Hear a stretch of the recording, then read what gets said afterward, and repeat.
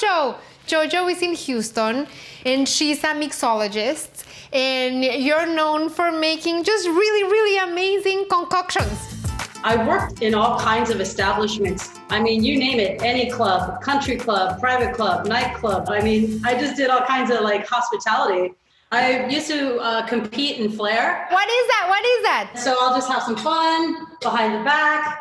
And I have my glassware. Yeah, are you watching?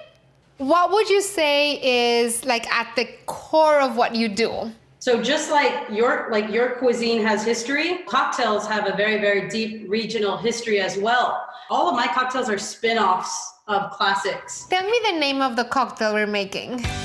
The hibiscus tequila fizz. So this cocktail belongs to which category of cocktails? So this is going to be in the fizz category. And believe it or not, fizzes originated with egg whites. But for this particular cocktail that we're doing tonight, we're not going to have the egg white or any of that. It's just going to be the carbonation that creates that fizz. I have here a cup of dried hibiscus flowers. So I followed your direction. You put a cup of dried hibiscus flowers with a cup of water. So you let it steep for how long? I do a medium-low heat, 30 minutes. So I have here the flowers that seeped in the water, and now I'm gonna strain it. You can grab those strained flowers and take them savory and cook them with a little bit of like onion and garlic and saute them and use them for quesadillas. I have about a cup concentrado de Jamaica, and then I'm gonna add a cup of sugar. The same amount of the hibiscus water. So now you're turning this into a Jamaica simple syrup. Yeah, for me, that's when I turn up the heat to medium-high, and then I just start continuously stirring until the sugar is dissolved. I already have this Jamaica simple syrup, and I want to show you the color. Come. It's so magical. Jojo, buzz me around. What's next? We're gonna put some salt on our rim for fun. So we'll get our beautiful hibiscus syrup that we just freshly made, 3/4 ounce, and pour it into the shaker. So I'll get the fresh lime juice, 3/4 ounce. Okay.